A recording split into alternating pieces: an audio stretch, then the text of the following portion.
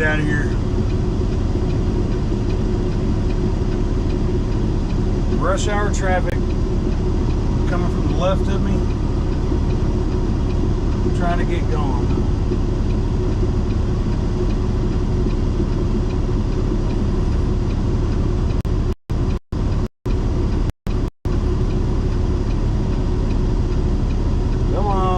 Come on. Here we go. Here we go.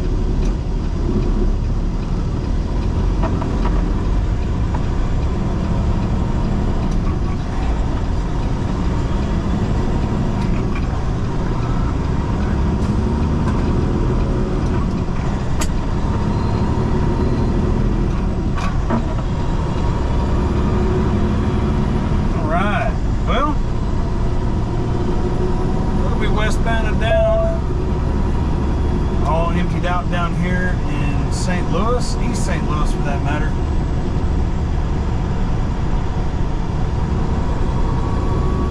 Trying to let this traffic on my right go by so that I can get over and hit these tracks.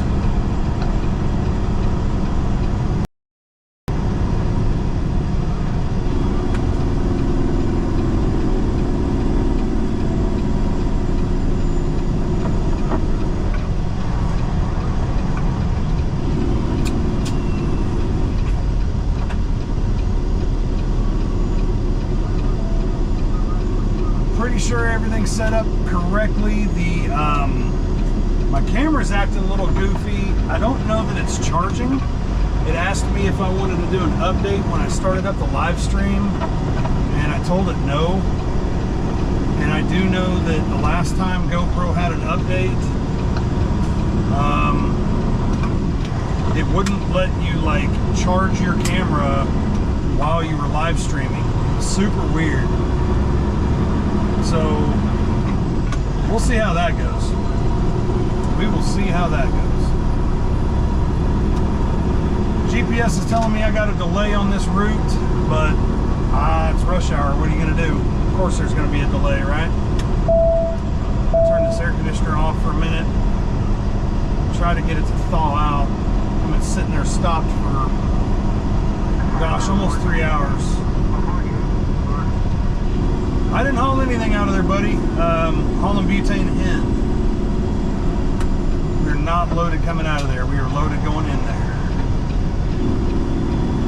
It'd be nice to get some back hauls out of there, but I mean, the only thing we would really load is propane, and we don't have any customers in this area, you know, so that won't really do anybody any good. And dadgummit, you jerks. I was gonna pull up there, but I guess I won't. Now I will.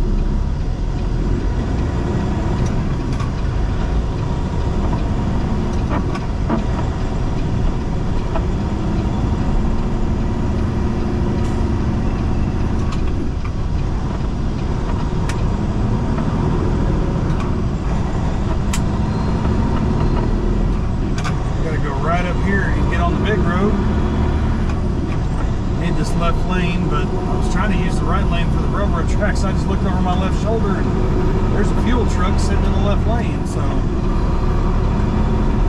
whatevs.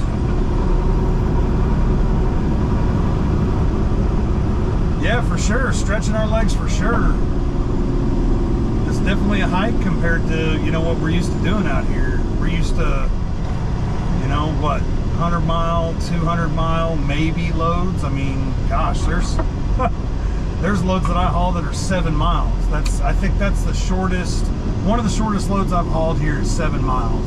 I know we do shorter than that, but that's kind of a special deal every now and then, you know. This is also one of those special deals. These are, I think it's like 450 miles, something like that.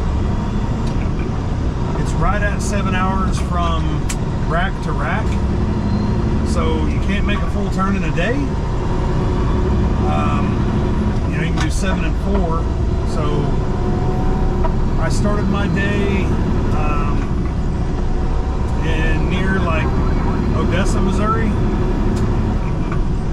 and came over here, unloaded. I've got enough time to get all the way back, and then I will be almost out of hours. Like, I've got 7 hours, 42 minutes left on my drive. Like I said, this is going to take all of 7 hours, and it might even take more with the freaking delay up here of rush hour. But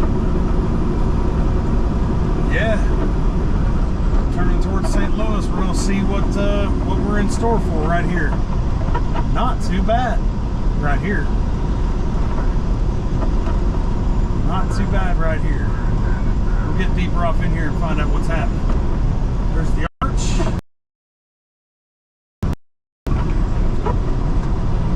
I've got to get all the way over, basically.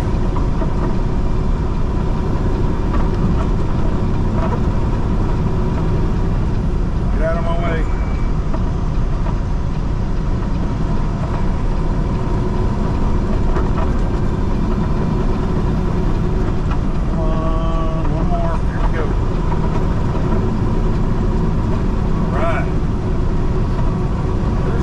St. Louis. Got the ball field right up here. You already got the lights on. They must have a game tonight.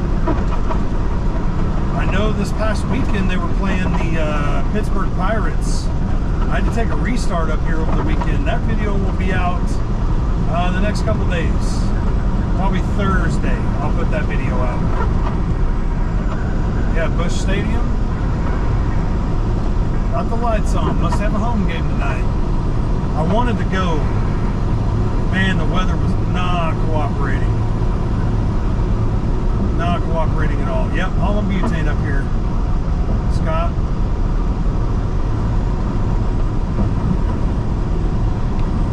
Traffic's looking pretty nice right now, I'm not gonna lie. Like, I'm shocked. It's 4:15. Shocked roads aren't like packed full of people trying to go home, but we're also kind of on the edge of downtown here. We'll see how 64 looks as we continue on. We're gonna go up here. We're gonna catch 70 in about 40 miles, and then blast off straight line for a while.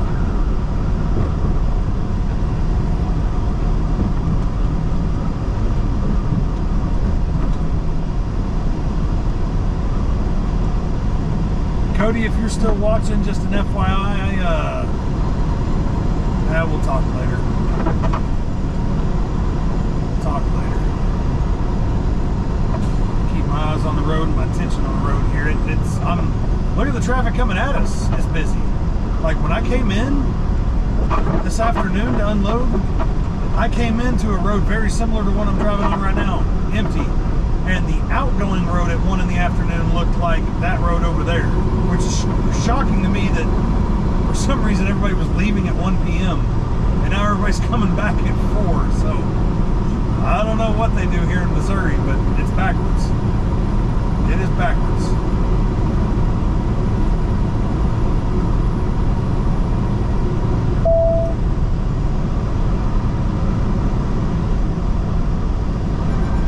Left the tank wash, was there 1 a.m. this morning. Wow. You were there the whole time for a tank wash? Well, I've heard that sometimes that takes a while. Like, if there's number 1 a line or number 2, like, depending on what you had in there and, you know, the process to clean it, like, you know what I mean? Like, you got to do what you got to do, right? I guess it depends on, again, what you had in it before and how clean you need it to be after.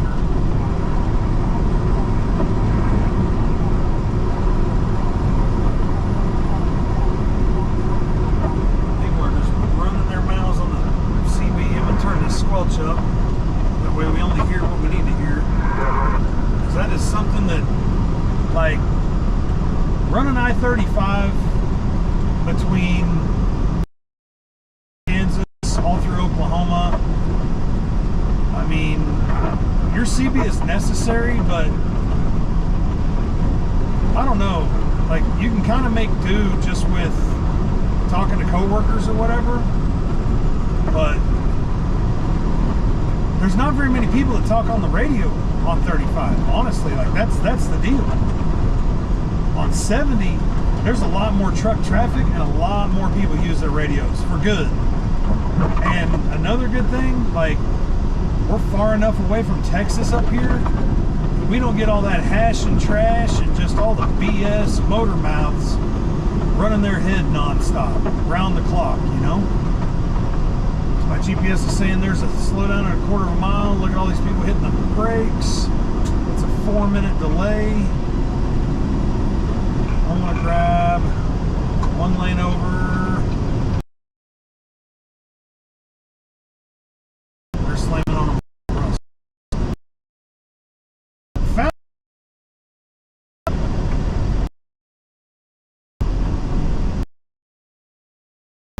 Horrible though, like I said, 4 minutes, and it's just like this S-curve area. That's all it really is. I'm not really why. I mean, look, we got 5 lanes. You got people exiting. You got people entering. It's just part of it. That's rush hour. This is the part that pisses me off royally. It's like you're just getting going, and people just keep dive bombing you, and it's like, you know, granted, I'm just getting going, but a lot of the time when you're just cruising, you know, it's like, I'm not leaving that gap for you. I'm leaving that gap for me. Especially if I was loaded right now, you know. Granted, I'm empty. It's fine, whatever, but these people just dive bomb and cut you off. And, man, that my skin.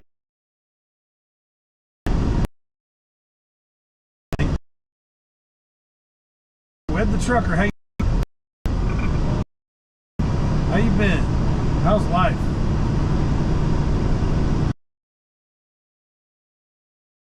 I'm alive in a while. And again, I'm just full transparency, full disclosure. If this thing just ends randomly, it's because the camera died. It's plugged in. It's supposed to be charging, but I didn't see the icon that it was charging. It's telling me it needs an update. It may just die. So, sorry for that if it happens. Sorry in advance. I am in St. Louis at the moment. I'm in St. Louis. Not anhydrous, no. Hauling certified butane. Hauling butane. Anhydrous has been going pretty good in this area. See? There you go. Again, another one. Yep, just go ahead and take the gap that I'm leaving myself. No problem. Now, there's a lot of ammonia rolling out this way, though. This is why I need to get over one more. I think we have a couple trucks out in this area, but well, that's going to be annoying. There we go. I have to decline the call. It is what it is. But I noticed that, like, there's like a lot of other companies hauling ammonia right now. Like, it's pretty busy. We got a lot of rain in this area. There was a lot of rain in this area over the weekend though. And so I have a feeling like that's gonna kind of shut this area down a little bit. It's definitely gonna slow it down for sure. Okay, here's our slowdown. We got this lane coming in. I don't know if these people are gonna let me over or not. Honestly, I might just have to keep driving the truck. Like, I really want to get over one. I don't know if these people are going to let me. Sometimes you got to take things into your own hands.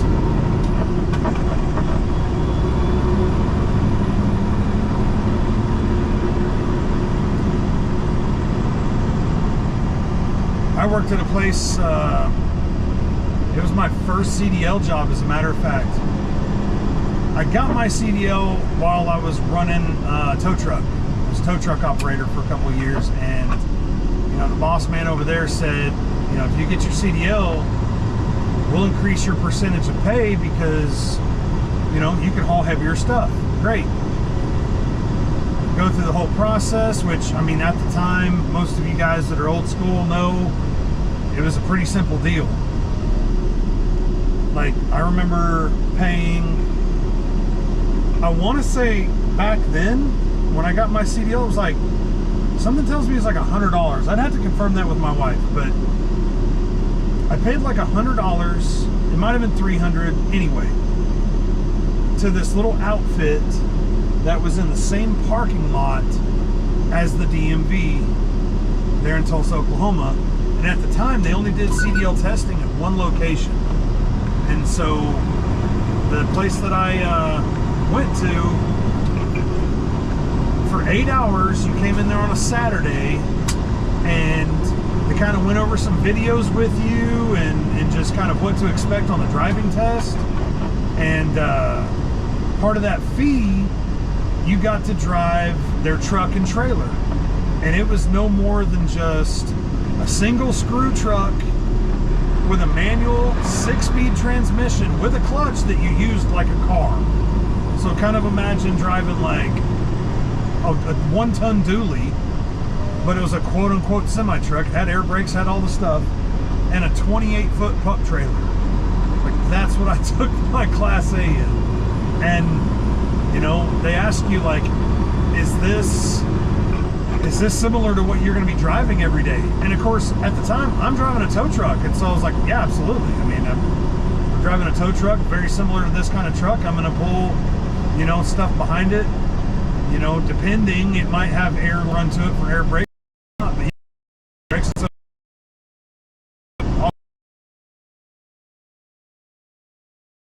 my parking lot, and the little school was attached to the DMV parking lot. Trucks just sitting there. You know, they had the pup truck, they had a bus. I think that's it. So that way you could get your Class A or your Class B, and on your Class B you could get, matter of fact, they had a little box truck too. Yeah, they had a little box truck. But they had the bus out there so you could get the bus endorsement, passenger endorsement, right? So anyway, you know, I'm bringing the truck over there or whatever. I do my pre-trip. All they had me do was the brakes. Like, you had to be ready to do the whole thing. But the instructor was like, yeah, we're going to be doing your pre-trip, but for this pre-trip, I just want you to focus on the brakes. And so, like, we did all that, and you know, and then here was kind of the cool part. This is why this class was like a cool setup.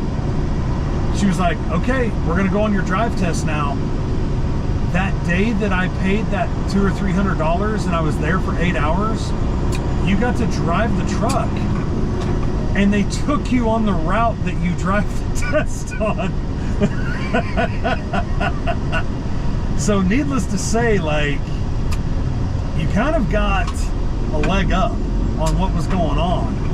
You know what I mean? And anyway, I passed it, and all is well. But come on, people, pick a lane.